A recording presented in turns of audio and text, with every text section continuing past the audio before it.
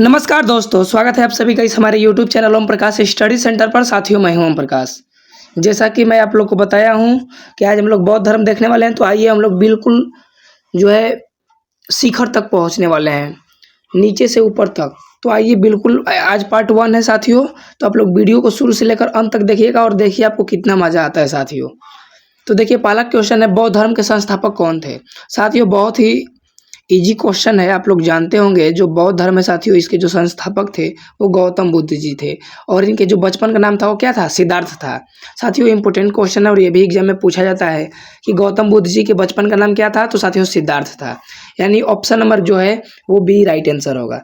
और देखिए इनसे संबंधित इंपॉर्टेंट फैक्ट बताता हूँ। जैसे देखिए यहाँ दिया है साथियों कि जो गौतम बुद्ध जी हैं जिन्हें विभिन्न प्रकार के नामों से जाना जाता है साथियों, जैसे शाक्य मुनि भी कहा जाता है, तथागत भी कहा जाता है साथियों। तो इन्हें बौद्ध धर्म का जो है संस्थापक माना जाता है। ठीक है, अच्छा, भगवान बुद्ध का वास्तविक नाम या बचपन का नाम जो साथियों था वो सिद्धार्थ था।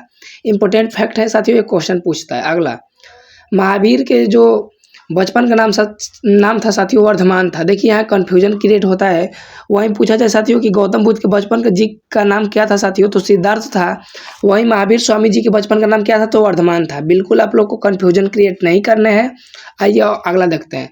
ऑप्शन में चाणक्य दिया था। चाणक्य को साथियों कौटिल्य गुप्त, विष्णुगुप्त के नाम से भी जाना जाता है और इन्होंने अर्थशास्त्र नामक पुस्तक की रचना की है साथियों, जो राजनीति से संबंधित है, मौर्य काल के राजनीति से संबंधित है साथियों। लगभग 3वीं शताब्दी ईसा पूर्व में 3री शताब्दी ईस्वी तक के आसपास यह पाठ लिखा गया था साथियों। और जो है चाणक्य किसके गुरु थे? चंद्रगुप्त मौर्य के साथियों। जो मौर्य वंश का संस्थापक थे वो कौन थे? चंद्रगुप्त मौर्य थे। आइए अगला प्रश्न को देखते हैं। उसी में दिया है साथियों, एडम स्मिथ को साथियों अर्थशास्त्र के जनक के रूप में जाना जाता है। देखिए आपसे क्वेश्चन पूछेगा कि अर्थशास्त्र पुस्तक के लेखक कौन है? तो साथियों कौटिल्य हैं, चाणक्य हैं या विष्णुगुप्त जी हैं। और इनके जो अर्थशास्त्र पुस्तक है साथियों, इसको 15 भागों में बांटा गया है। ये भी क्वेश्चन बनता है, तो जरूर आप लोग याद रखिएगा। और जो साथियों अर्थशास्त्र जो है इकोनॉमिक्स पुस्तक है साथियों, जो अर्थशास्त्र विषय है इसके जो लेखक है साथियों, सॉरी जो जनक है या पिता है, एडम स्मिथ जी हैं। ठीक है, थोड़ा इंपॉर्टेंट फैक्ट बता दूं साथियों, जो सम्राट अशोक थे इन्होंने बौद्ध धर्म के प्रचार के लिए साथियों पुत्र महेंद्र और पुत्री संघमित्रा को बौद्ध धर्म के प्रचार के लिए साथियों श्रीलंका भेजे थे। साथियों इंपॉर्टेंट फैक्ट है, जरूर आप लोग याद रखिएगा। आप लोग कमेंट बॉक्स में बताइएगा कि जो श्रीलंका की राजधानी है साथियों वो कहाँ है और यहाँ के वर्तमान प्रधानमंत्री कौन है, जरूर बताइएगा। अगले प्रश्न की ओर बढ़ते हैं। अगला प्रश्न है, गौतम बुद्ध का जन्म कहाँ हुआ था? तो साथियों देखिए इजी क्वेश्चन है, बिल्कुल आप लोग जानते होंगे साथियों। तो जो गौतम बुद्ध जी हैं साथियों, इनका जो जन्म है वो 563 ईसा पूर्व कपिलवस्तु के लुम्बिनी में हुआ था। लुम्बिनी वर्तमान में नेपाल में है, यानी ऑप्शन नंबर जो है वो बी राइट आंसर होगा, लुम्बिनी। ठीक है, आइए थोड़ा और इम्पोर्टेंट फैक्ट देख लें। जैसे साथियों इनके जन्म के साथियों 7वें दिन बाद ही इनकी जो है माता जी का निधन हो गया था। तो इनकी जो मौसी थी, सौतेली माँ प्रजापति गौतमी जी ने इनका जो है पालन पोषण किया था साथियों। ठीक है, आइए इंपॉर्टेंट फैक्ट और देखते हैं। जैसे यहाँ देखिए, गौतम बुद्ध जिनके बचपन का नाम सिद्धार्थ था या वास्तविक नाम सिद्धार्थ था का जन्म 563 ईसा पूर्व वैशाख पूर्णिमा कपिलवस्तु के पास नेपाल में लुम्बिनी के प्रसिद्ध उद्यान में हुआ था साथियों। तो ये इंपॉर्टेंट फैक्ट है, जरूर क्वेश्चन बनता है। और देखिए उनका जन्म शाक्य वंश के क्षत्रिय में हुआ था साथियों, क्षत्रिय कुल में हुआ था। अगला, उन्होंने बोध गया के एक पीपल के पेड़ के नीचे 35 वर्ष की आयु में ज्ञान प्राप्ति किया। साथियों इंपॉर्टेंट फैक्ट है और बार बार ये क्वेश्चन पूछता है साथियों। तो देखिए इंपॉर्टेंट है साथियों, गौतम बुद्ध के ज्ञान की प्राप्ति जो है साथियों वो कहाँ हुआ था? बोध गया कहाँ है साथियों? बिहार में है। वहाँ पे एक नदी है जिसका नाम है निरंजना नदी, उसका पुराना नाम फाल्गु नदी है, उसी के तट पे साथियों इनको ज्ञान की प्राप्ति हुई थी। इंपॉर्टेंट है, जरूर याद रखिएगा। और यहाँ देखिए साथियों, और आगे देखिए, आगे दिया है साथियों कि गौतम बुद्ध के जीवन की 5 महान घटनाएं और उनके प्रतीक। साथियों इससे क्वेश्चन बनते हैं। तो देखिए पहला है जन्म। जो साथियों इनके जन्म का जो प्रतीक है मेरे प्यारे भाई वो क्या है? तो कमल और साढ़ है। कमल का जन्म का प्रतीक क्या है साथियों? कमल और साढ़ या बैल है। ठीक है भाई। गृह त्याग, गृह त्याग को हम लोग बौद्ध धर्म में क्या कहते हैं साथियों? महाभिनिष्क्रमण कहते हैं साथियों। इंपॉर्टेंट फैक्ट है। तो देखिए गृह त्याग को घोड़ा से प्रदर्शित किया गया है और इनके सारथी का नाम चन्ना था। ये भी इंपॉर्टेंट फैक्ट बनता है, जरूर याद रखिएगा। और कैवल्य यानी ज्ञान की प्राप्ति कब हुई थी साथियों? तो ज्ञान की प्राप्ति बोधगया में हुई थी, बोधि वृक्ष के नीचे। ठीक है। पहला उपदेश साथियों पहिए या धर्म चक्र, जिसे साथियों बौद्ध धर्म में क्या कहा जाता है? धर्म चक्र प्रवर्तक कहा जाता है। और सारनाथ जो है साथियों बनारस से 2 किलोमीटर दूर स्थित है। सारनाथ का अन्य नाम जो है साथियों ऋषिपत्नम है। ये भी इंपॉर्टेंट फैक्ट है, जरूर आप लोग याद रखिएगा। आगे बढ़ते हैं साथियों। जो गौतम बुद्ध जी की मृत्यु है मेरे प्यारे भाई, उसको स्तूप के द्वारा दर्शाया जाता है। किसके द्वारा मेरे प्यारे भाई? स्तूप के द्वारा दर्शाया जाता है। यानी यहाँ तक आप लोग समझ गए। आगे बढ़ते हैं। आगे साथियों है गौतम बुद्ध के पिता किस राज्य के एक प्राचीन कबीले के मुखिया थे साथियों? तो साथियों जो है कुलीन परिवार। साथियों देखिए जो इनके जो पिताजी थे साथियों, वो क्या थे? सोचिए आप लोग मेरे प्यारे भाई। तो वो कहाँ के जमींदार थे? ये क्वेश्चन पूछ रहा है। तो साथियों इनके पिता जो थे सुद्योधन शाक्य गण के मुखिया थे। तो इसमें शाक्य गण नहीं दिया है साथियों, तो क्या होगा? बताइए आप लोग साथियों। साथियों लुम्बिनी होगा। क्या होगा साथियों? लुम्बिनी, यानी option number D right answer होगा। और देखिए ऑप्शन में अगर शाक्य गण दिया हो तो शाक्य गण होगा साथियों। तो देखिए यहाँ इंपॉर्टेंट फैक्ट देख लेते हैं साथियों। जो है इनका जन्म 563 ईसा पूर्व लुम्बिनी में हुआ था। भारत नेपाल सीमा के पास स्थित है। एक कुलीन परिवार में हुआ था।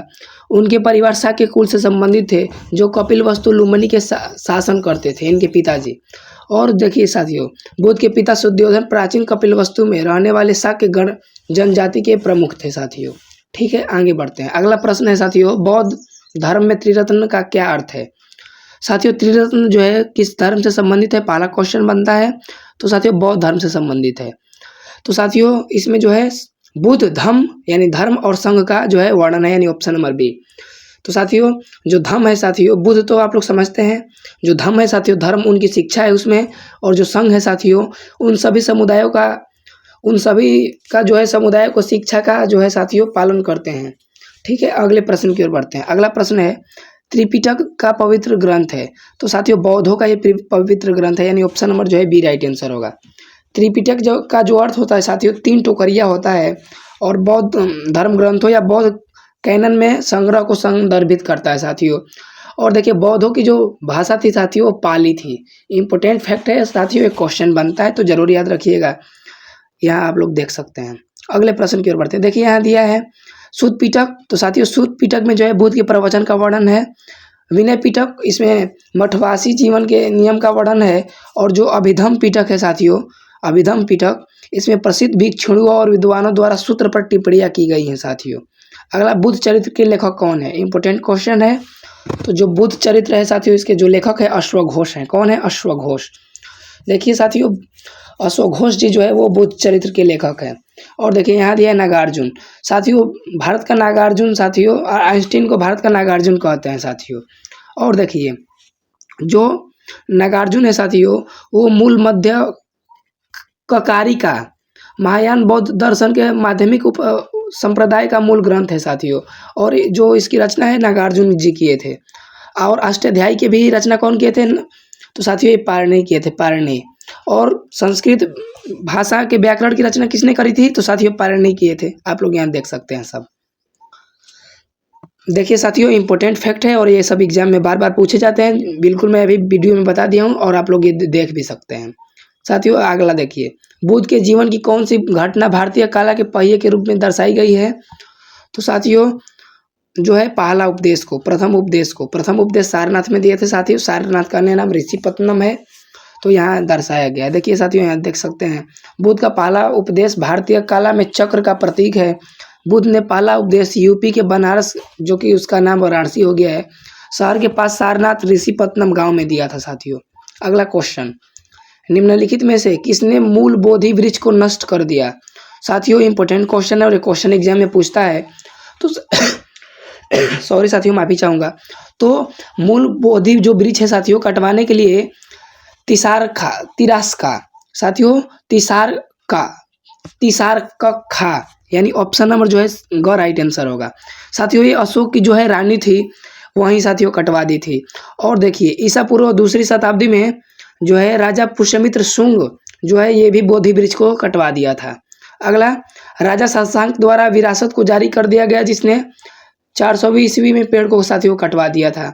और ये क्वेश्चन इंपॉर्टेंट है और ये क्वेश्चन एग्जाम में पूछा जा सकता है साथियों कि जो वर्तमान में है साथियों बोधि वृक्ष है कौन सी पीढ़ी का है, तो चतुर्थ पीढ़ी का है यानी चौथा पीढ़ी का है।